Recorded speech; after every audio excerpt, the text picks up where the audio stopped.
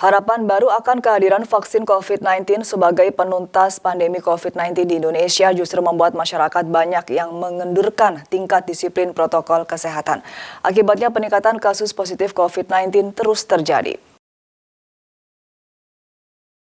Banyak yang beranggapan hadirnya vaksin akan dapat mengatasi semua persoalan pandemi COVID-19.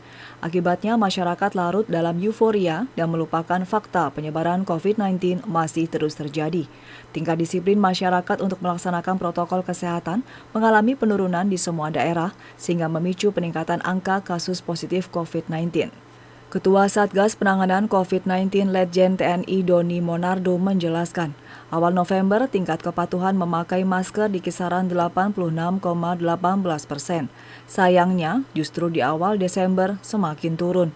Kondisi ini akhirnya memicu lonjakan kasus COVID-19 aktif secara harian.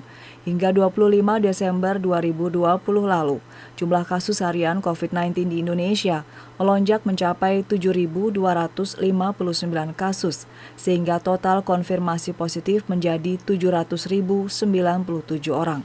Meski kasus sembuh juga bertambah, berkat upaya penanganan yang lebih baik, kasus kematian juga belum dapat dikendalikan secara optimal, sehingga jumlahnya terus bertambah dari hari ke hari dengan angka kematian harian mencapai 258 orang, menjadikan total kasus meninggal akibat COVID-19 mencapai 20.847 orang.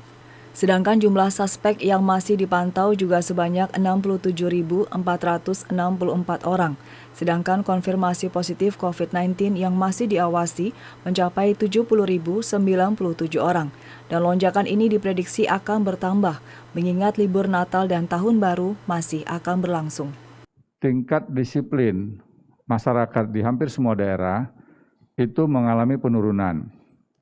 Pada awal minggu pertama November, tingkat kepatuhan akumulasi per minggu itu berada pada kisaran 86,17%.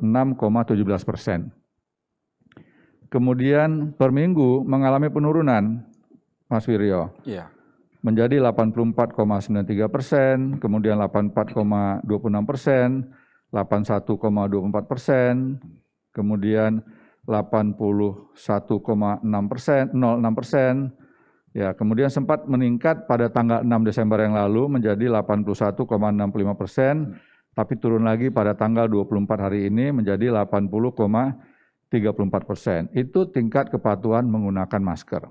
Nah, bagaimana dengan tingkat untuk kepatuhan menjaga jarak dan menghindari kerumunan? Ya, pada awal November, 1 November, angka kepatuhan itu 81,87%. Kemudian 8 November 80,62%, lantas 15 November 80,15%. Nah, puncak penurunan ini berada pada tanggal 22 November, yaitu 53,57%. Itu berada pada titik terendah.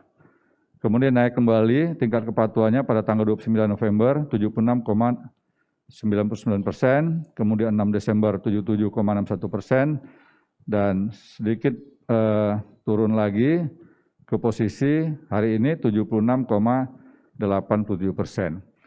Hingga saat ini, pemerintah masih menunggu perizinan dari BPOM untuk penggunaan vaksin COVID-19.